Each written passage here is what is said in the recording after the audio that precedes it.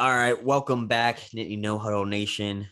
We got a win today. It wasn't pretty, wasn't the best thing we've seen, but still got the W. That's all that matters. We're 4-0. Gonna recap today's game with three and out. So we're gonna cover the boomer bust defense. We're gonna cover our special teams play, and we are going to cover our running back room. So I'm gonna turn it over to Zach right away. Give me your initial thought right off the bat. What did you think happened there? So I guess I'll jump into the running back room, I guess. Obviously, if you look at the box score, if you watch the game, it felt like Singleton never really got a chance to break free. And even amongst ourselves when we were texting during the game, I felt like it was not a great game for him just in terms of his vision and his reading in the backfield in terms of seeing where plays were blocked. There was a number of plays where it seemed like there was blocking inside, or at least the intent was to go inside, and he just bounced it outside into where the defenders were ready to go. And a lot of that is probably just, being a freshman and knowing you have that game breaking speed and just kind of always having the itch to get to the outside. So again, we got to remind ourselves he's a true freshman. He's going to continue to mature. And the best part about the whole situation for me is that we've got two really good true freshman running backs. And I think as much as maybe Singleton was a little bit off today, I think Katron Allen was really good. And he didn't have a 70-yard run or an 80-yard run or anything crazy, but I think what you saw with him was consistently reading the blocks, finding the holes, sometimes setting up the blocks, and just always churning his feet and falling forward and kind of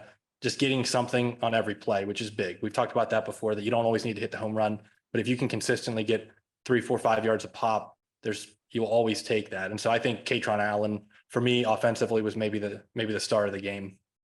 Yeah, he definitely made a big impact today, and it really shows the depth we have at running back when, a team, I think Central Michigan came in and said, hey, we're going to give up the inside runs, but we're not going to get beat on the outside. You saw a lot of scheming where they had outside pressure to kind of contain everything into the middle, which really made a difference, especially with their linebackers.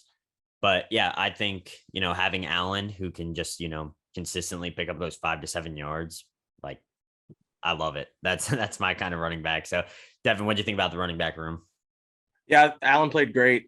He does such a good job of reading his blocks, waiting for the pulling guard, which we've been doing a lot this year. Of either way we pull, the guard pulls or the tight end. Again, typically Brenton Strange. I thought Brenton did a really good job in the blocking game again today. But Allen does such a good job of waiting, finding that hole, and then accelerating or hitting the cut whenever he needs to. He perfectly times his cuts. He did a really good job today as a true freshman.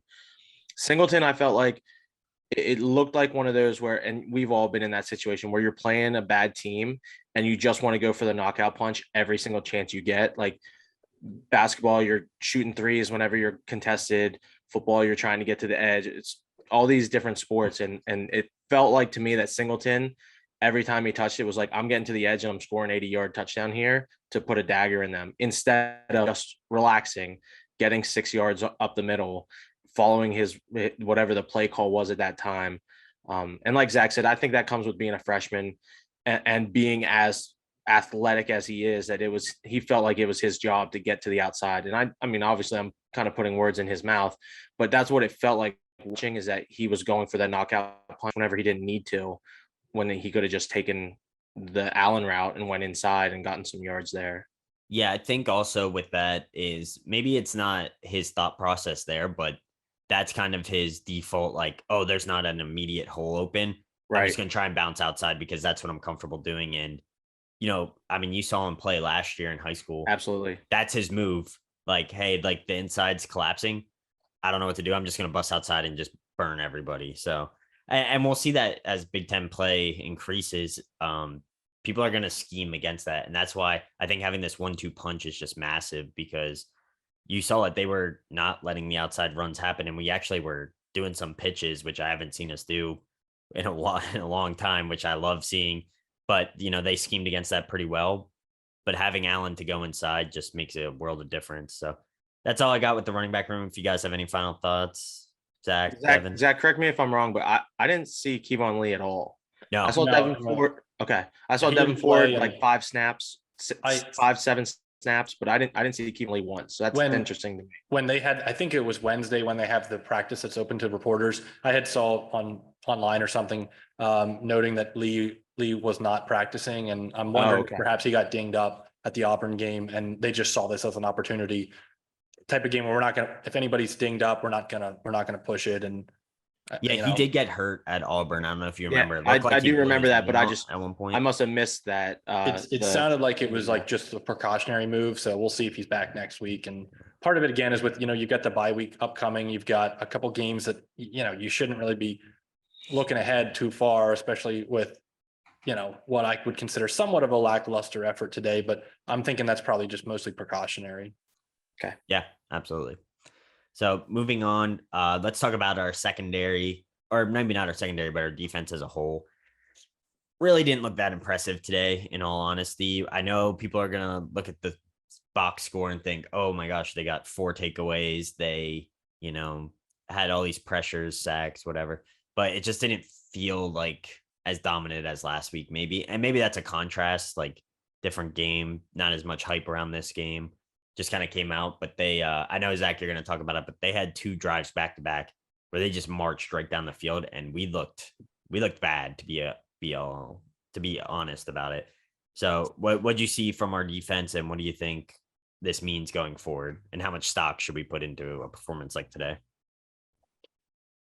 Yeah, and I think you hit the nail on the head. For me, there was 2 back-to-back drives where it went from 14-0 to 14-14, where Central Michigan, either we looked really poor or Central Michigan looked really competent. And I think they have some players. One of the things I always like to do as the season progresses is check back in on Penn State's non-con teams. Typically there's a MAC team or 2 and see how they're doing in the MAC. I think these guys, I think Central Michigan has some players. I think Carrier is a really good receiver. I recall him playing for Maryland. He's a big body. The quarterback is not your prototypical looking quarterback, but I think he's a pretty tough kid. And Jim McElwain, I think, is a good coach. And there was a number of plays that were schemed up. You may recall one of the touchdowns Central Michigan scored where they ran all kinds of motion and faked a run, and the tight end slipped out of the backfield, and the quarterback was about to get sacked, and that guy just came out of nowhere wide open. And I'm going to go back and watch that one for sure, because they obviously schemed something up. And actually the tight end, I think his last name was Wilson. He had a really good game too, made a number of really good catches. So one of the things that I think a lot of fan bases do when they have a closer than expected game against a lesser opponent is to always say, oh, those guys are going to be good and they're going to compete in the MAC. And so I don't want to fall into that, but I think they've got some players. But that said, for me, I feel like early on Penn State got a ton of pressure. I feel like we were in the backfield the first couple drives, a lot of pressure on Richardson. And then throughout like the middle part of the game, especially on those couple drives where Central Michigan resulted in touchdowns, it just felt like we didn't. And then by the end of the game, it felt like Dennis Sutton, I think, had 2 sacks on that last drive. And maybe that was the backup O-line in there. I'm not sure, but it felt like there was a large part of the game where our defensive front just wasn't getting home. And against a MAC team, again, you feel like, especially with the depth we have at that position, that we can rotate guys in there and that we're making plays, we're making the quarterback uncomfortable. And we definitely, in addition to the sacks, got a bunch of knockdowns on him. But I don't know, there was a stretch that had me a little concerned. The fact that little stretch is the only time Central Michigan scored, I guess, is the flip side of the coin. And you look at it in terms of, we've been a boomer bust defense, and we had a second quarter where, I mean, frankly, they won the second quarter, but we forced 4 turnovers, and Penn State didn't turn the ball over. And we've talked about that in the Auburn game, same thing, 4-0. You win the turnover battle like that, you're never going to lose. It's really, really, really hard to lose a game. I'm sure someone in the comments will go back and say, well, remember in 19 whatever when Penn State lost to whoever. But it's really hard to lose when you win. Yeah, let us know below like if we're wrong on that. And and I think we've got the players and the defensive coordinator that is set up to do that, is to win the turnover battle. And basically, we talk about it. We refer to it as the bend but don't suck defense, where you're going to get yards on us, right? We're going to blitz. We're going to take chances. The cornerbacks are going to be a little handsy. We're going to get some pass interference, but you might get some yards, but you're going to need to link up 10 or 12 plays together. And that's just every additional play that you take on a drive is one more opportunity that we have for a strip sack or an interception. Johnny Dixon had a great interception. The guy that we've maybe had some questions Been a about little harsh on. he had that was a great interception. I mean, that just was I wish our receivers could go up and pluck the ball I out was of the air just like about to that. say that. It was really good. But long story short, I think it's one of those things where we just have to live with the aggressive style of play that Penn State has, even from a tackling standpoint. I feel like we're not a great tackling unit, but, and I said this after the Auburn game, everybody converges on the ball and everybody arrives with tenacity, and they're trying to strip the ball out. And sometimes that leads to, you're not focusing on the tackle and guys are picking up extra yards. And sometimes it leads to stripping a ball out and you get a fumble recovery. So it's one of those like things where I think we have to, risk reward on it. So I think it's one of those things where we're just going to have to accept that, and just hopefully things tighten up as we get into the meat of the schedule when we're playing teams that will capitalize when you have bad tackling, or capitalize when you when you over pressure or whatever it might be. So hopefully there's time before we get to that point of the season though. Yeah, I guess the biggest question is, are all these turnovers sustainable against better teams? Because that's kind of where we're at, where we're giving up a lot of yards, we're giving up big plays, but then we save our drives with these big turnovers. So, I mean, realistically, the defense had 3 turnovers today because one of the fumbles was on special teams. But that's still, like, you can see our guys are ripping at the ball all the time. And there was a couple plays where it looked like they almost, were going to get fumbles as well. So my concern is just, I don't want to rely on turnovers to win games. So that's the concern. But Devin, what do you think? Yes, to keep going there, I saw somebody tweet out that it's the first time since 2012 that Penn State had 4 turnovers in back-to-back games. So that's a huge accomplishment. 2 weeks in a row, 4 turnovers is obviously no joke. The good thing about doing this instant reaction, and why we like doing it, is we need to go back and see how many of these catches were just great catches. Because like I can distinctly remember 5 to 6 catches where we had a DB or a linebacker right there, and a dude just made a great catch. So I feel like it's like, I mean, we say it in our group chat every week, is like, this bend don't suck. How much of that was really happening? How many times did they just have great catches? Because it seemed like they moved the ball effectively from time to time. But like Zach said, we got pressure, especially other than the second quarter. We got some pressure. Richardson was scrambling for his life, trying to survive, and just making throws that people found a way to catch. So I'm concerned because they did have such an effective second quarter, and there were so many like short, shallow crosses that just seemed unbelievably wide open. And I'm not sure exactly why in our instant reaction, but I think going back and reviewing it, there's so much that we'll be able to pick up on as far as dudes just making plays, or were we out of position, or did we have bad schemes? I also don't really, and you guys correct me if I'm wrong, I don't remember a ton of like blitz packages. Like it felt like we just every once in a while we'd bring one, but not nearly as many packages as we had last week against Auburn. And again, definitely could be wrong. That's how it felt watching it. I think part of that too is I think we were trying to rotate players a lot more today than we have in the last 2 games. Depth. And I mean, we were only up like 17 points or something, and we brought in our backup quarterback. And Jair Brown did not play that entire second series, that the Central Michigan second touchdown series. Jair Brown was not on the field the whole play. I was going to say, I'll be really interested to see our snap counts when that releases, because I have a feeling that this might be indicative of us. Hey, we know we can out-talent this team, so why don't let's get our rotations in. Let's not give away anything crazy in our playbook that we're saving. I really think we're scheming for 2 games from now for that Michigan game, to be honest. And that may be frustrating for fans, and we may be a little overcritical, but I think we just don't want to be caught with, our pants down again, like we were last year when Iowa hit and, we didn't have a quarterback who could take a snap. So I'm okay with a little rotation. It felt like a letdown coming off the high of Auburn. And, the highs are so high, but the lows, they're so low. So I think maybe that's a little bit, but definitely the boom or bust defense. I mean, it's exciting nonetheless. And I will say, this may be a hotter take, but from the DB side, I think King is our best corner right now, to be honest. He's been locking down guys. He's constantly getting deflections. He had it wasn't an interception because it was out of bounds, but he made a crazy catch out the back of the end zone. I don't know if you guys saw that, but Yeah. I mean, he's played great. So he's played great. Dixon really played well today. And Joey Porter, I mean, he gets all the hype, but he should have had a pick six today, like right in the hands, like to the house. So that's all I'll say about that. We only got one comment today about the number 11 jersey. So maybe that's a Took lot it of early and moved rotation. on. So but yeah, so we'll move on. I think the big talking point is going to be our special teams. If we can't kick field goals over 35 yards, we're going to lose a game because of it. It's going to happen. So the first field goal, okay, that was like what, 57 yards or something.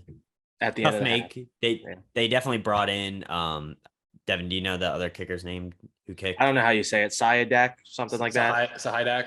Yeah. The high deck. So he had the leg. I mean, that thing was gonna be good. He just missed it by like 10 feet to the left. I don't, if I can, I don't mean to interrupt, but the one thing No, go ahead. I've always wondered about these timeshare arrangements where they're like, hey, you're going to be the long kicker. You're going to kick the field goals that we know are far less likely to be made by any kicker, right? Yeah. Like mentally, how tough is that for a kid to be like, they're not giving me the job. They're just giving me the very hardest part of the job.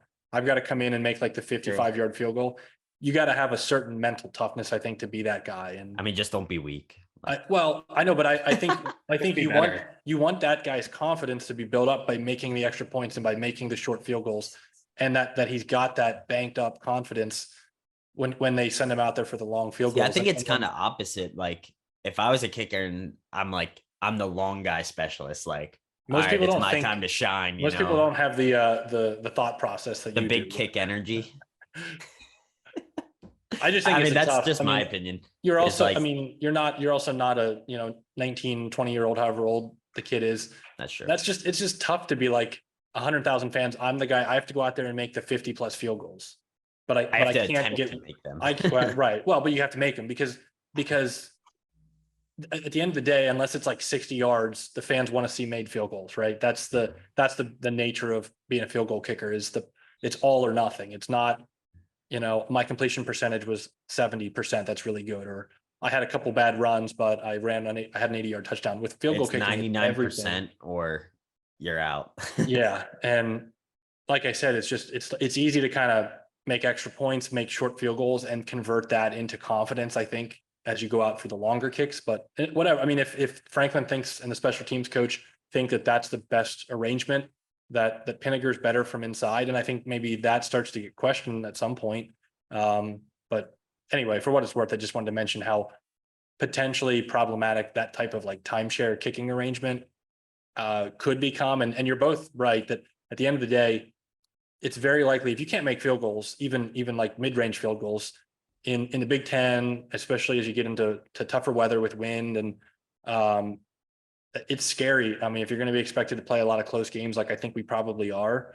And then the overtime, we were watching Wake Forest and Clemson at the end. I'm scared right now of an overtime game because field goal kicking is so crucial. At least not quite as much anymore, I guess, now that they make you go for two. But you still got to get through the first round. Yeah.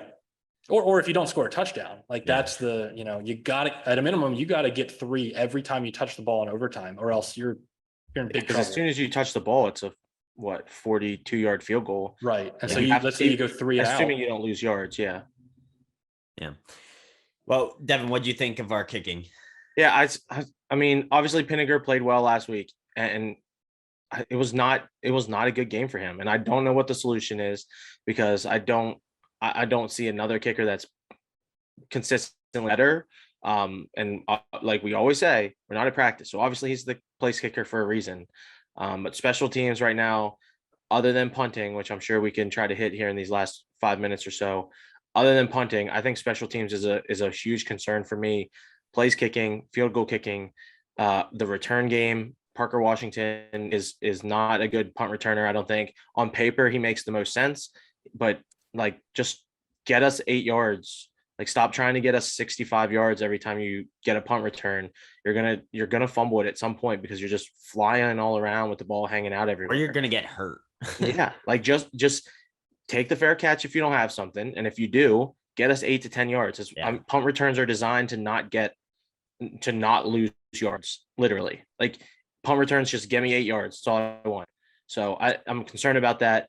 Also, just throwing this out there, I no idea why Pinniger was kicking kickoffs today. Like, what are we doing on kickoffs? Like, we've had these 2 guys splitting it for the first 3 games. Now we have Pinniger, who did 4 out of our 6 today.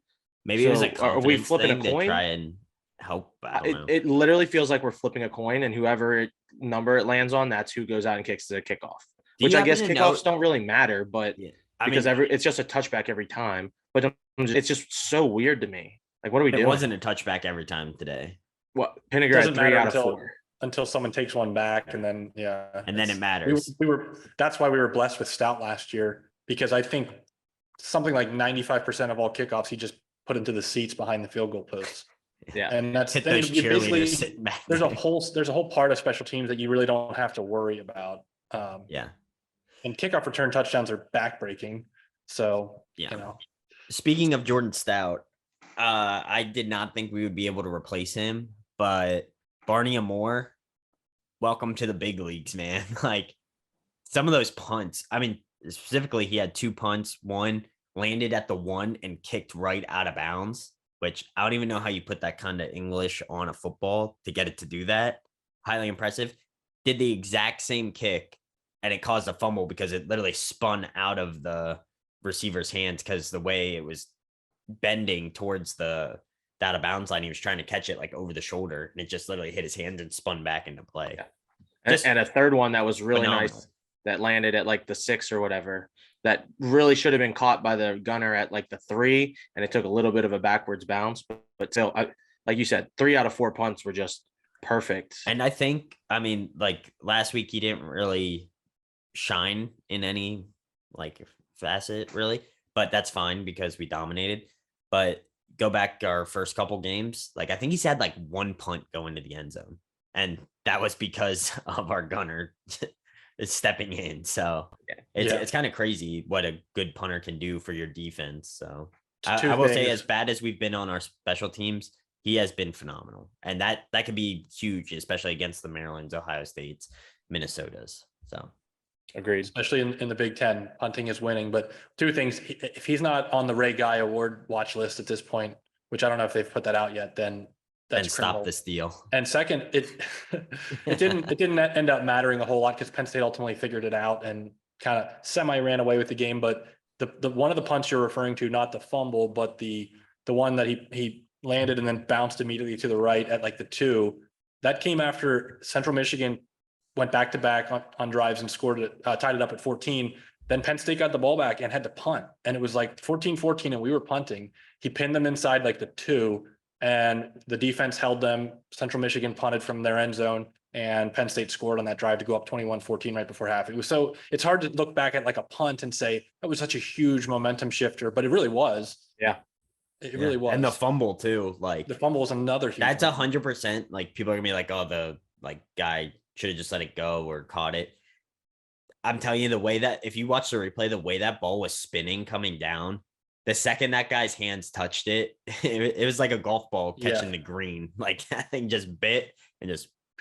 And if you've ever tried to catch a punt, like, whether you played in high school or just if the ball's spinning like a spiral, it's so easy. It just kind of like lands into. This isn't 1940 where people are kicking it end over end. Yeah, like, some of these guys, it's like spinning sideways, and so like it's literally like a pass going through the air. It can be really challenging. Yeah. So Barney Amore, team MVP through 4 weeks, but I think I still got Brenton Strange, but well, I mean, we'll just wrap up. Any final thoughts? Speaking of Brenton Strange, phenomenal game. I mean, he's gonna play in the NFL. Stop hurdling people.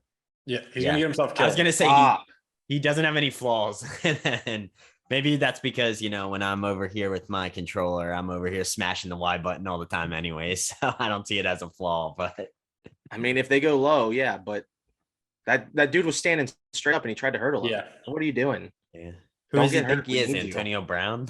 Yeah, kick him in the face next time if you're gonna hurdle him. Yeah, at least make him collapse before you do it. But yeah, I mean, kind of a disappointing game, to be honest. Instant reaction felt disappointing. Probably going to get a lot of hate in the comments for saying that, but that's how it felt. I was the closest score, by the way, so shout out me. Who scored? I had the closest score in our Oh, prediction. closest Since score. I'm gonna get killed in our pick'ems whenever all these games are done today. I gotta take higher. On that Gotta take note, a I think win. Minnesota has scored 3 times since we started to record this. Yeah, what's the score right now? Also, Miami is down 7-3 at the end of the first to Ooh. Middle Tennessee. So the Lot U of is good not games there. back. Florida Nope. is up on Tennessee. So Alex, our guest picker, Alex, is probably feeling pretty good right now. And Minnesota's up 14-0. Sweet. So All right. that's a good game. That'll be an interesting one to watch. But All right. Yeah. I think that's all we got for the Nothing instant else. reaction. Yep. But I guess the only way to sign off is just bend, but don't suck. Amen. Thanks for watching the Nittany No Huddle podcast. Check us out on Instagram, YouTube, and Facebook. Podcasts are posted weekly on YouTube, Spotify, and Apple Podcasts. Make sure to like and subscribe so you never miss one of our new shows.